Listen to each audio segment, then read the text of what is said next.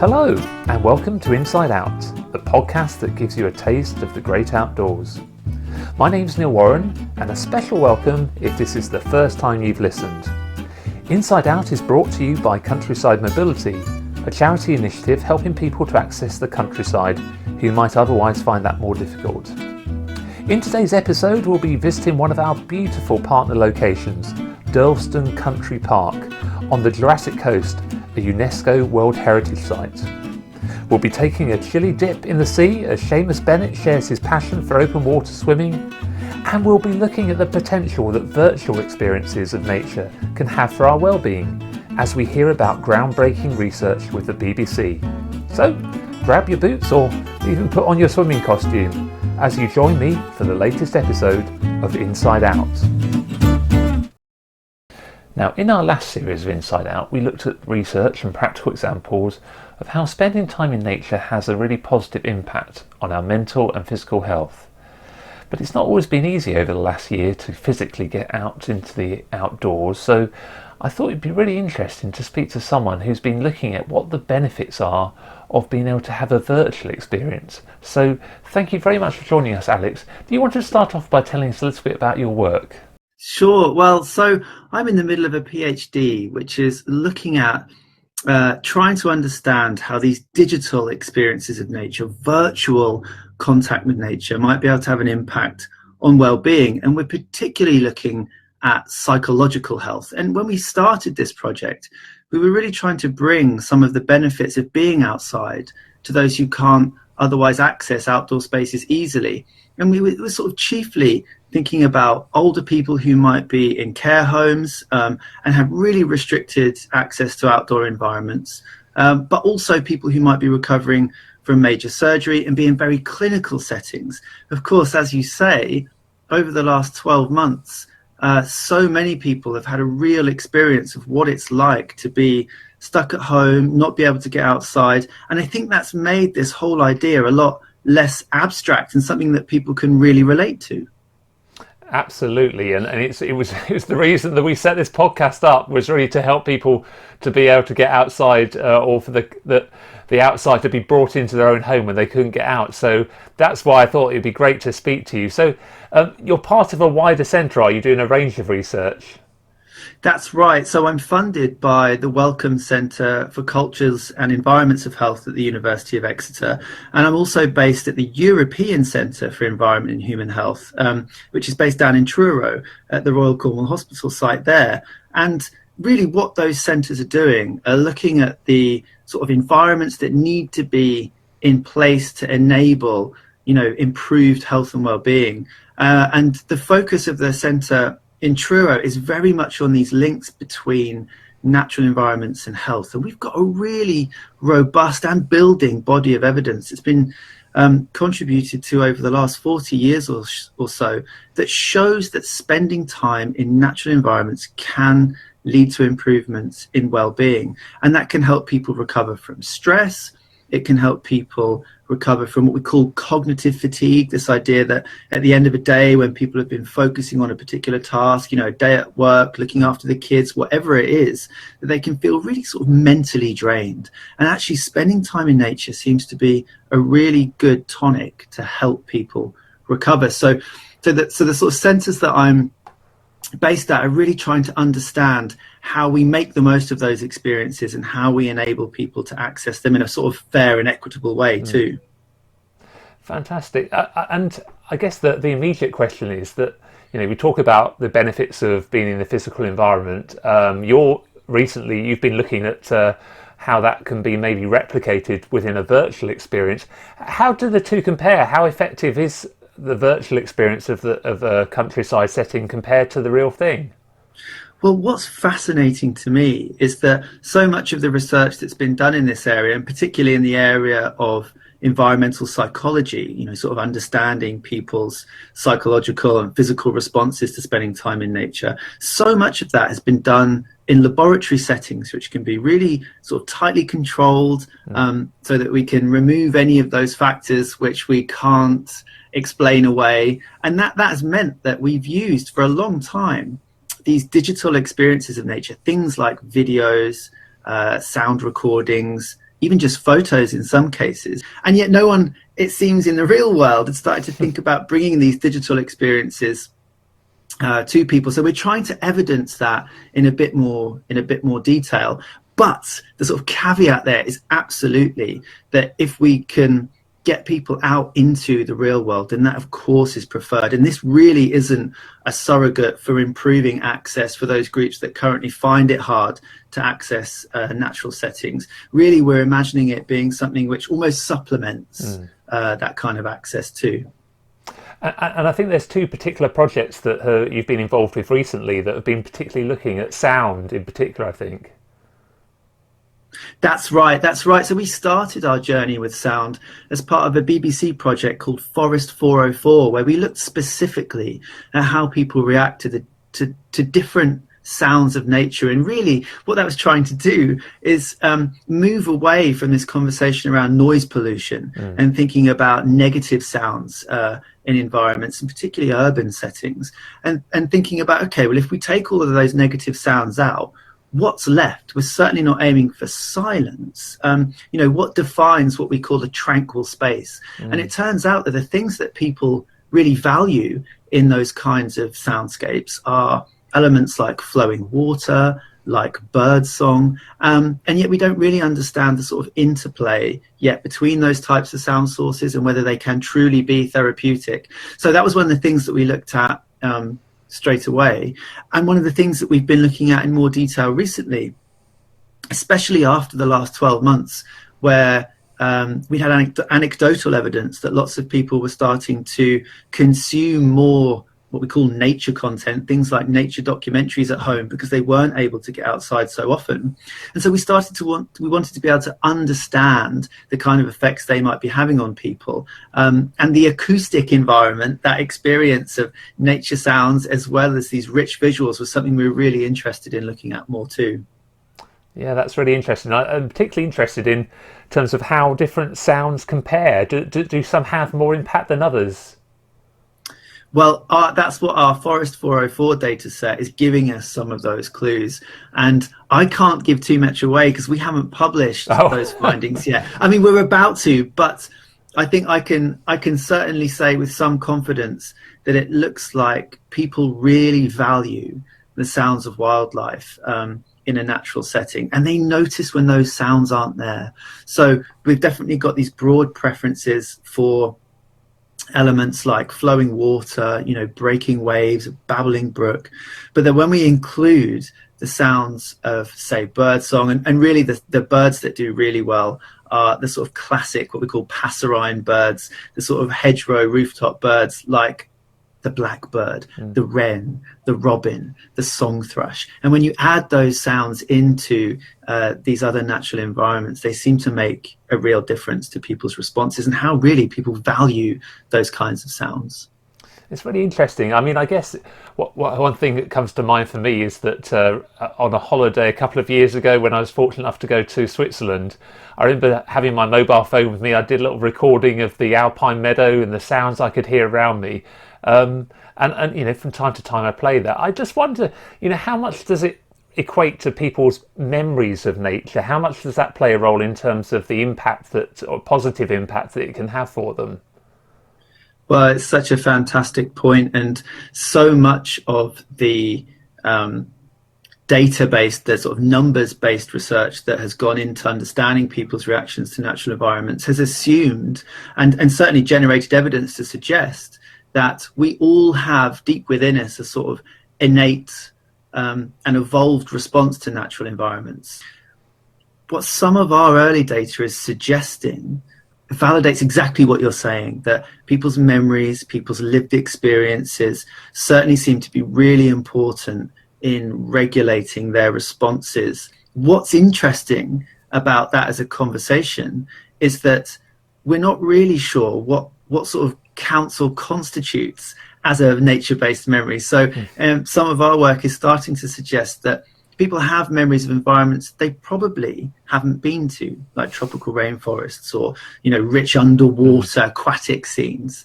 And so, how are those memories forged? Well, there's a good chance that they're forged by watching nature documentaries. And so, picking apart what almost counts as a memory is something that we're really interested in looking at too. That's fascinating. I guess one final area really I'd be interested in is how you see this playing out in terms of application. How do you think this is going to feed into kind of our everyday lives and how we might be able to make more of the potential that you've been talking about? Well, one of the things that I really hope is that, we've worked very closely with the BBC across a couple of our studies, as you mentioned. And what I really hope is that some of the understanding that we're starting to develop could actually go into inform program making, rather than those documentaries being created sort of just to educate, to fascinate, to entertain. That if we understand more about the well-being benefits that people can derive from watching them, then we can to some extent sort of optimize those a little bit. I also hope that we might be able to bring some of these experiences to people who can't get outside. And that doesn't have to be in a very prescriptive way. For example, we might be able to bring in a sort of living window into an environment which might otherwise not have much access to nature. And I'm thinking about, for example, a hospital ward. And that could be great for staff well-being. It could also be great for patient well-being, just by bringing in a little bit of diurnal rhythm and a little bit of some of the sort of flavour, if you like, of being outside. For those of us, including myself, diurnal rhythm. Explain what that is. Yeah, so that's sort of the passing, changing and dynamic elements of a day. So, we go on a real journey without realising it. If we're up with the sunrise and the colours and all of the fascinating elements, if we're lucky enough to see a sunrise, right through the transition of a day, which might be punctuated with these sort of sudden thunderstorms, or if we're lucky, an unexpected rainbow, right through to then that sort of calming evening, sunset, twilight. Those are much of the things that people who spend time in rooms without windows for extended periods of time can really miss. And, by being able to recreate some of that digitally, especially with these rich soundscapes as well, what I really hope is that we can start to evidence that kind of intervention. That's great. And is there one experiment that's still ongoing that people could take part in if they wanted to? There is, that's right. So if people head to bbc.co.uk/soundscapes for wellbeing, there's a whole bunch of information on there on how to sign up and take part. The experiment takes about 10 minutes to participate in, and you just need either a smartphone, a computer, a laptop, something that's connected to the internet. That's great. Well, we'll put a link in the description. But thank you very much for your time, Alex. It's been fascinating and so timely as well. So thank you for your time this morning. It's brilliant. Thanks, Neil.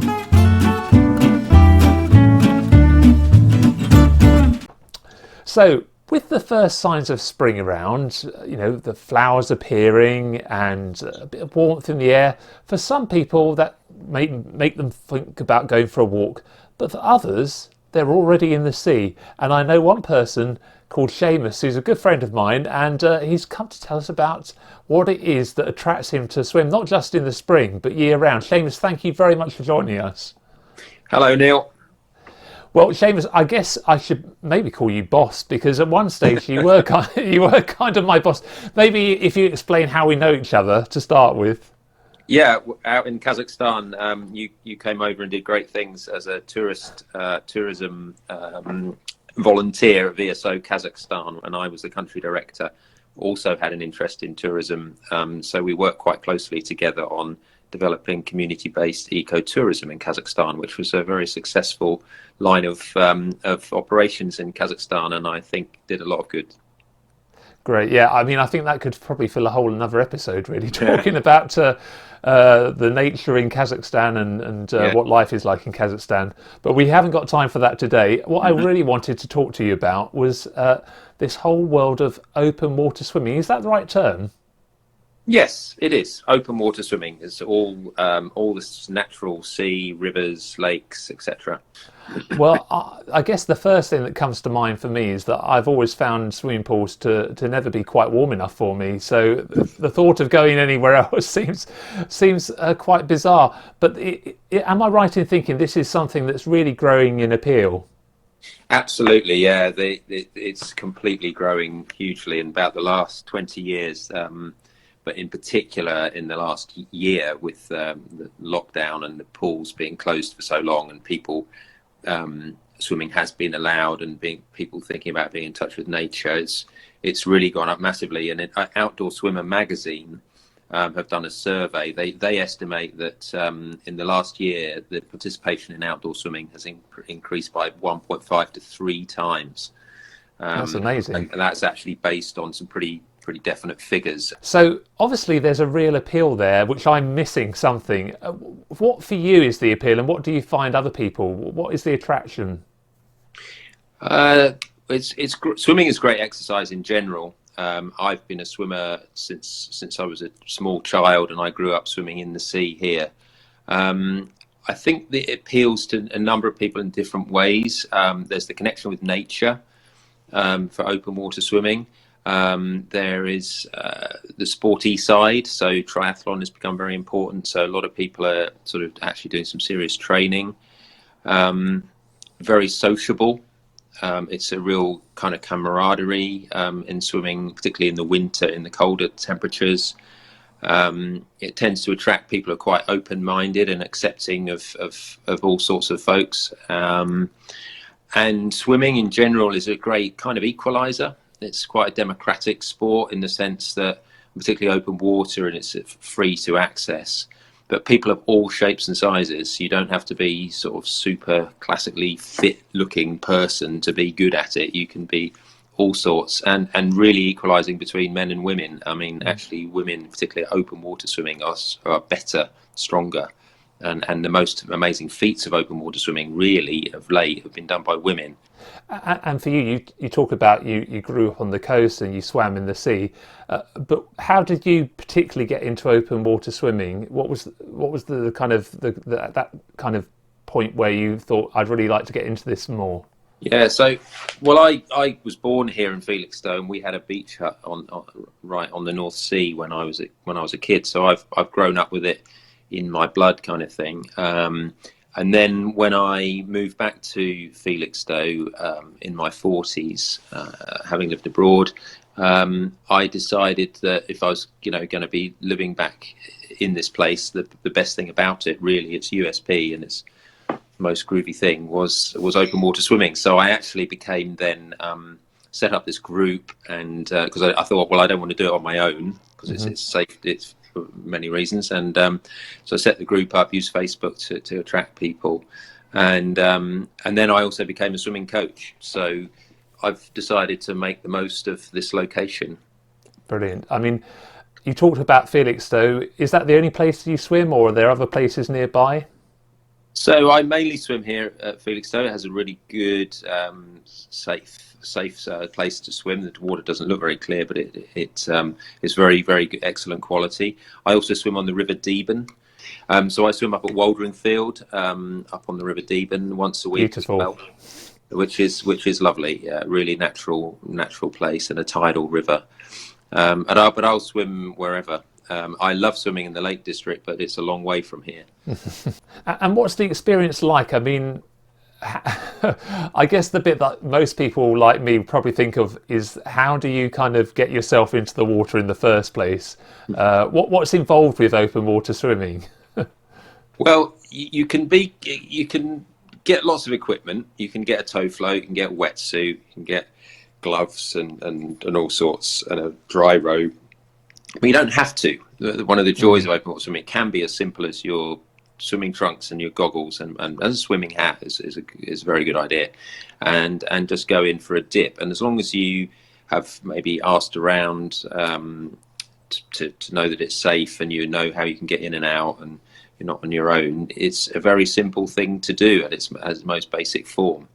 The thing that every swim is different. So you do have to, in open water, you do have to take account of the local conditions, like to know which way the tide's going and what the weather's like and what the water temperature. So there's a bit more to it in that sense, and it's really good to speak to local people, to look online for local groups to find out where is the best place. So if you're going to say swim in the River Deben, most of it is not swimmable, you can't really enter the water, but there are a few spots. So you just need to do your research, and and look out for things like jet skis and things like that. But generally speaking, it's quite straightforward. The key thing is in your head to decide, yes, I'm going to give this a go. And it's that initial getting in is off-putting to a lot of people, and it can look murky, a bit cold, etc. But there's great exhilaration of having, once you're in and having done it, there's nothing like it really. So is there anything else that you would suggest if someone was listening to this and thinking, yeah, I'd like to give it a go? Any other tips, or when is the best time to start? Should you start in the summer or go for it in the winter, or what do you suggest? I would say if you're not experienced, the best time to start would be the spring or early summer, really. I mean, people do start in the middle of winter. We've had a proper cold winter this year, and our water temperature here went down to 1.5 degrees. And even now, just about a month ago, it was absolutely freezing. And even now, it's only around 5 degrees here, and probably similar down, a little bit warmer maybe around the West Country where you are, but still cold. And you have to be careful when those sorts of temperatures below 10. So I would suggest around May. Normally our season opener swim here at Swimscapes is in the bank holiday at the end of May. And by then the water temperature is getting up to kind of 12 to 14 degrees. But really, winter swimming has become, this winter in particular, it's just really taken off. People just didn't want to get out of the water. Well, I certainly found out last week a colleague of mine has taken it up over this winter, and I know more other people that have done so. So it really is growing, as you said. I guess the one other thing that perhaps people have worried about in the past is, how clean the water is. And I know with another hat that you wear in Felixstowe, you've been looking at the quality of water, and what should people be looking out for when they're deciding where to swim from that side of things? So in Felixstowe, we recently regained our Blue Flag, Blue Flag Award. And in order to get that, you have to have officially excellent water quality, the highest standard that the Environment Agency tests give. So people can look out on the Environment Agency website for where the water quality is excellent or very good. And generally the coastal waters around the UK are pretty good now. River water quality is a little bit more not quite so good. And I tend to be a bit wary of inland freshwater rivers. Tidal rivers may be cleaner. But there's an app called the Safer Seas Service, which is operated by the Environment Agency with Surfers Against Sewage. It's quite a nice free app, and there you can get real-time information about the water quality in various places and in many places around the UK. So that's something to look out for. And anywhere with a blue flag will have excellent water quality on the seaside. And there's also a thing called the Seaside Award, which is run by Keep Britain Tidy. So you can look at those resources to check the water quality.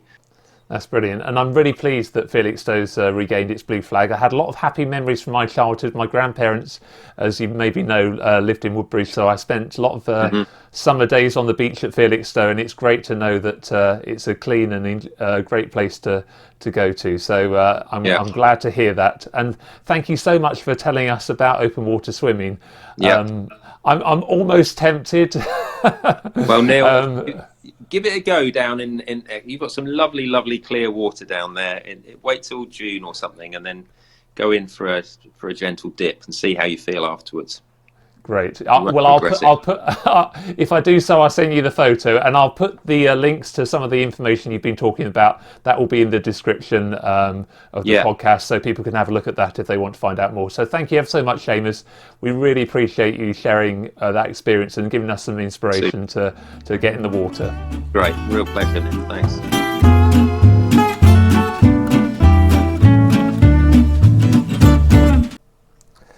Now, the Inside Out podcast is brought to you by Countryside Mobility, an initiative which helps people to be able to access the countryside who otherwise might struggle. We offer all-terrain mobility scooters at various scenic spots around the southwest of England. One of the very first beauty spots that we partnered with was Durlston Country Park, and we're still working with them 10 years on.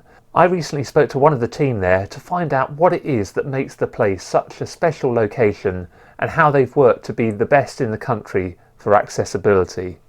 Thank you very much for joining us this afternoon, Ali. Really appreciate your time. Do you want to first start off by describing where you are? Durlston Country Park, whereabouts is it? We're down in the sort of southeast corner of the Isle of Purbeck in Dorset.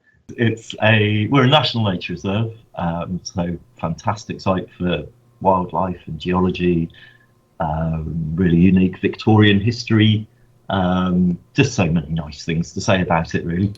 Spectacular views as well, aren't there? Yeah, it's stunning. I mean, even sat at my desk in the office at the moment, I'm looking out to see. If I sort of crane my head slightly, I could see the Isle of Wight in one direction. Looking out in the other direction, looking out towards the coast of France, and we've got lovely views of Old Harry Rocks, the sort of the cliffs out towards St Aldham's Head, and it's just a lovely place, really. You're making me very jealous now. I'm looking out over some houses. But never mind. I do get the chance to come and visit from time to time. So, I mean, tell me a little bit about your role at Durlston. What do you do, Ali? And what is it that you love about your role there? I've been here about 20 years and I still haven't quite worked out what my role is, really. Whatever needs to be done, generally, I think. But really, the parks... we're managed by Dorset Council. So as part of that role, really, we're all about managing these amazing habitats for wildlife, managing the historic features we've got here, but also absolutely about engaging people with wildlife and giving them the opportunity to see and explore this amazing place, to learn about it, to come and have a lovely time here. And hopefully go away sort of knowing and loving a little bit more about our nature and our wildlife. So all the different things that entails, really, from unblocking toilets to counting butterflies to looking after our website, we have lots and lots of volunteers here who do all sorts of different things. And I think that's one of the really special things about Durlston is we're this amazing community of species. So so far, well over 3,000 species of living thing we've recorded here. But it's also an amazing community of people and very, very diverse community of people as well. I mean, last year was a very special achievement for you. You gained national status in the Tourism Awards. Do you want to tell me a little bit about that? We all love this place and want to make sure everyone can come and enjoy it and come and share it. And historically, as you know, there've been a huge number of barriers to many people with disabilities visiting countryside. I know it from my personal experience as well. My little sister Lisa, she's a wheelchair user, and as kids, we were always, as a family, desperately wanting to get out in the countryside. This was obviously many years before DDA and its successors, and accessibility certainly wasn't as good back then. And I can remember the number of days, the whole of us sort of bumping Lisa's chair across ploughed fields, up steps, and we were all determined that was what we wanted to do. But it was often a battle to be able to get out there. So, I mean, it's something that matters to me personally for that reason. But as I say, it's also about just making sure that everyone's got the opportunity and the right to come and enjoy this place. So we started, well, as you know, Neil, in the very early days, working with countryside mobility. Around the same time, we reopened Durlston Castle, which is our fantastic, very quirky building, Victorian restaurant, now a all singing, all dancing visitor centre for the park and the World Heritage Site. And we had a fantastic architect for that project who helped us make sure the whole building, despite being on about 6 levels with spiral staircases, all sorts, was as physically accessible as possible, which is a great start. And then, since then, the tramp has really helped us expand, the areas of the park that people could get to. And then really, as I say, when Heritage Ability launched, we were absolutely delighted to be one of the early sites to work with Heritage Ability as well, who were absolutely inspiring, I have to say, and really helped us in terms of improving opportunities for the deaf community, for people who are blind or partially sighted, and just really opened our eyes to what more we could do. The culmination of that really was a gold in the National Visit England Awards, which was fantastic. Brilliant boost for all our staff and our volunteers. Just, I guess, to finish off with, Ali, you've worked there for a long time. Are there any sort of hidden gems or tips that you would give? Is there something that people might miss out on that you would really recommend? It's hard to know where to start, really. I mean, I think the really special thing about Durlston is it changes so much through the course of a year. So springtime's a fantastic time to visit. You've got the everything's just bursting back into life again. So we've got I walked along the cliffs first thing this morning. There's guillemots all meeting their partners again after a winter apart. Fulmars whizzing around above them. You've got peregrine falcon just getting ready to breed down on the cliffs there. Come a little bit later in the year, the meadows are going to be covered in cowslips. We've got some of the most colourful, most rich hay meadows in the country. Get a little bit later in the year, and it's a brilliant site for bird migration. Later again in the year, you've got it's a brilliant site if you're into bugs and beetles, and some amazing insects here. So we've got the great green bush cricket, the biggest insect in the country. Fantastic site, 34 different kinds of butterflies, 35 different kinds of butterflies actually as of last year. We've added a large tortoiseshell to our list, which is very exciting. And as I say, so really almost any time of year. So I'd say I'd recommend anyone when they come. We're just about to launch our shiny new website, which is going to have all sorts of good stuff on there about what you can see. Or when you get here, pop into the castle, because we always have a ranger on duty down there who can kind of give you the lowdown on what's best to do that particular day, and see what's going on, really. It really does sound like any time of the year would be a good time to come. There's something different to visit and to come back to. So thank you ever so much for your time, Ali. We really appreciate all you've done to support countryside mobility, but access in general, and providing such a great experience for people visiting that part of Dorset. So thank you for your time today and for all you do with the team. Pleasure, thank you.